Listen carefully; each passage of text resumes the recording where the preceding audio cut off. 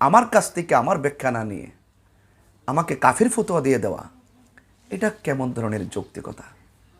তিনি আপত্তি তুলেছিলেন, হ্যাঁ আমি জবাব দিয়েছি। আমি বলেছি সমস্ত ধনভাণ্ডারের মালিক আল্লাহ।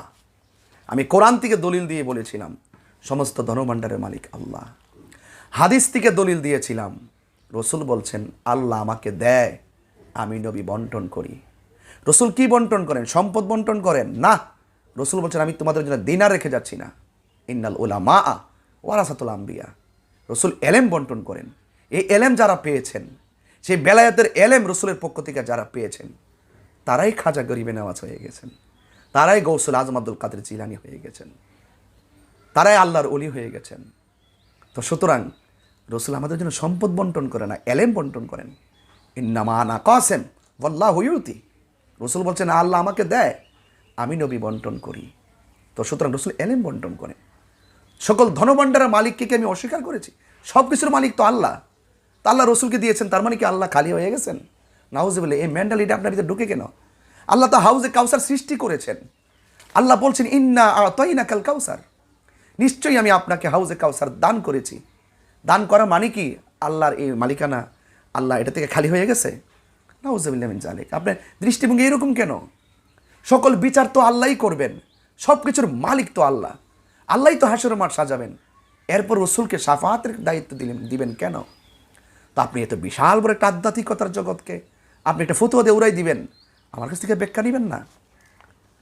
তো আহমদুল্লাহ সাহেবের তো উচিত, তিনি তো বাসের মধ্যে সিটে বসলে মহিলা পুরুষ একসাথে বসতে পারবে কি না, এবং বিদেশে কেউ থাকলে বউ ছাড়া যদি কোনো সমস্যা হয়েছে হস্তমৈথুন করতে পারবে কি না, এগুলো যদিও শরীয়তের ভিত্তি নাই বক্তব্যগুলো, এগুলো পরে অবশ্যই আসবে। উনি যা প্রশ্ন করবে তার উত্তর উনি মন গড়া দেবেন, এটা হতে পারে না।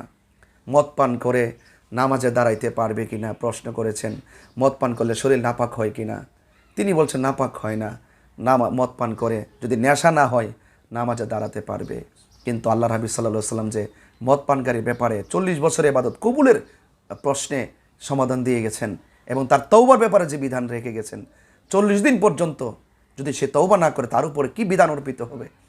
এত শক্ত শক্ত কথাগুলো উনি সহজভাবে যে পাবলিকের মাঝে ছেড়ে দেন।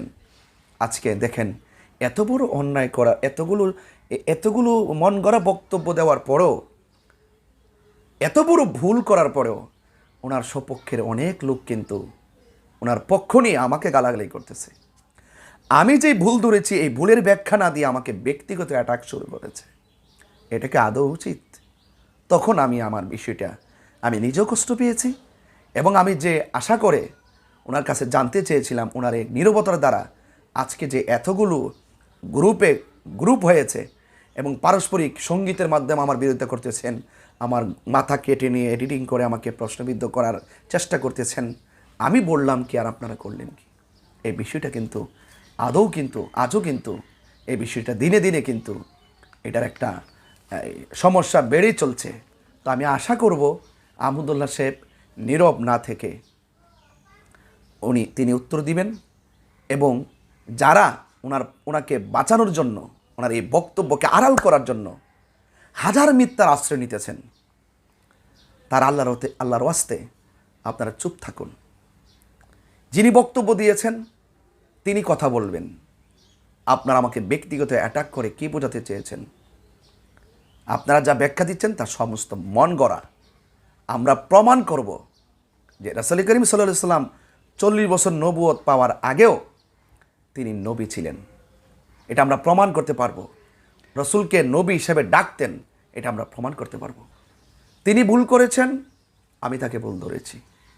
তিনিও যদি কোনো ব্যাখ্যা থাকে, আমি যেভাবে ব্যাখ্যা দিয়েছিলাম, ওনার একটা ফতোয়ার কারণে 55 জন আলেম কিন্তু ওনার পক্ষ নিয়ে আমাকে ফতোয়া দিয়েছিলেন। আমাকে কিন্তু তিনি ফোন করে বলে নাই।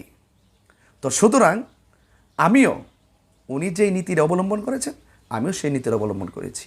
ওনারও উচিত ছিল, আমি যেহেতু ভুল ধরেছি, তিনি অনলাইনে এসে সেই ভুলটা ওনার ব্যাখ্যাটা দেওয়া, সেই ব্যাখ্যা দেওয়ার ভিত্তিতে যদি কোনো ধরনের আমাদের কথা থাকতো সেটা আমরা ব্যাখ্যাতেই বলতাম। তো সেই জন্য উনি যেমন ফোন করার প্রয়োজন মনে করে না, আর জিনিসটা যেহেতু ফেসবুকের অনলাইনের ব্যাপারটা পার্সোনাল তো হয় না, এই জন্য আমিও অনলাইনে জানতে চেয়েছি। তারও উচিত এই বিষয়টার সুষ্ঠু ব্যাখ্যা দিয়ে এই বিষয়টা উনি যে ভুল করেছেন সেটা অনুতপ্ত হওয়া। উনি যত কিছুই করুক আর বলুক, তিনি কিন্তু এই অন্যায় আর এই যে ভুল করেছেন সেটা থেকে কিন্তু তিনি নিজেকে বাঁচাতে পারবেন না।